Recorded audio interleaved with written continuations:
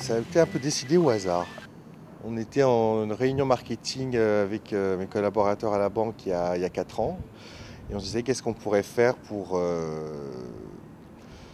mettre en avant l'image de la banque au niveau d'une certaine clientèle, donc de la cible de la jeunesse. Et on a pensé donc à un challenge de football. Et donc ça a super bien marché la première année. Et c'est devenu un projet beaucoup plus personnel puisque les 2 premières années ont été financées par la banque. Et j'ai voulu un peu rendre hommage à mon père, Allah yarhamou, qui est décédé il y a 10 ans, en lui donnant donc le nom du challenge, qui maintenant est devenu donc le challenge Sidi Mohamed Abbas. Donc maintenant c'est plus financé par la banque, c'est financé par la famille.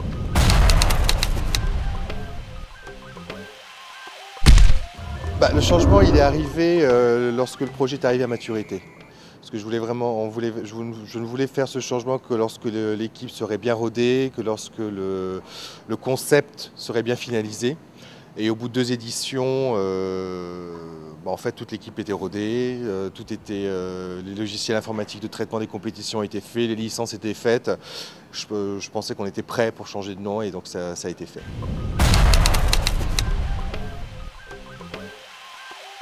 C'est le sport qui en Afrique est le sport numéro 1. C'est le sport que tous les jeunes peuvent pratiquer. Et donc c'est le vecteur de communication par lequel je pense qu'on peut apporter quelque chose à la société. Notamment, je vais donner un exemple. Nous, l'une des valeurs qu'on voulait véhiculer, c'était véhiculer des valeurs de travail d'équipe et d'honnêteté, je dirais, morale et intellectuelle. On est passé de 500 cas de fraude lors de la première édition, avec des établissements qui prenaient des élèves qui n'étaient pas dans leur établissement, des élèves qui ne respectaient pas la limite d'âge. Aujourd'hui, je crois que cette édition, on est tombé à moins de 20 cas de fraude. Et ça, on a montré aux gens qu'on était intraitable et inflexible sur la régularité, sur le respect des règles. Et je pense que c'est des valeurs qu'on doit inculquer aux jeunes dans tous les pays. C'est-à-dire qu'on a des droits mais aussi des devoirs. Et on a des devoirs de respecter les règles. Et donc c'est un peu, comme on dit en anglais, our way to give back to the community. Donc d'aider les jeunes à s'intégrer dans une société en leur montrant les règles.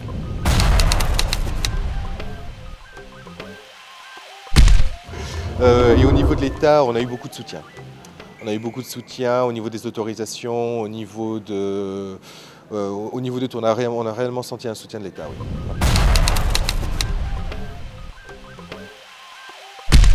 Cette année, c'était la première année où on a été en recherche, je dirais, agressive de sponsors. On a déjà réussi à financer près de 30% du budget par les sponsors. Notre objectif l'année prochaine, c'est 70%. Et pour arriver à une autonomie financière complète du challenge d'ici 3-4 ans. Et je pense que là, on aura atteint un certain niveau de maturité pour montrer aux entreprises qu'elles peuvent avoir un impact à travers cette opération. Et donc là, je pense qu'on sera assez mieux pour le décliner sur le Sénégal, sur le Mali, sur le Niger, sur d'autres pays.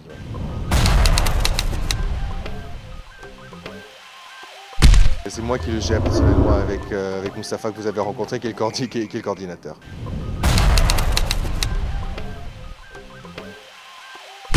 C'est ma mère qui remet le trophée chaque année. Tout à fait.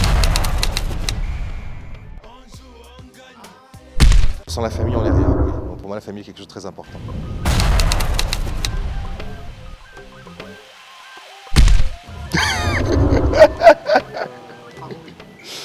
Je le dis officiellement, je déteste le foot.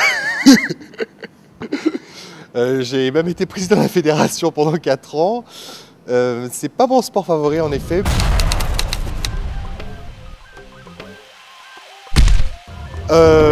Écoutez, naturellement, j'ai fait un tandem il y a quelques années et puis ça m'a plu. J'ai commencé une formation il y a 3 ans, il y a 2 ans et demi.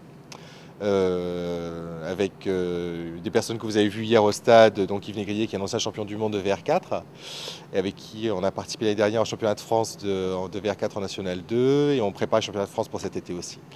Et c'est un sport qui est à la fois extrême et qui est très structurant également parce que ça requiert une certaine condition physique, un certain mental et pas mal de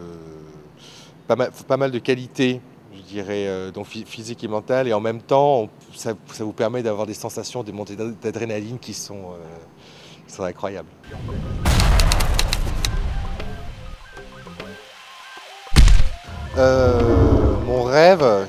Mon rêve, ce serait de voir le challenge répliqué sur les autres pays de la sous-région. Bien entendu, le football et le sport en général ont un rôle social très très important en Afrique.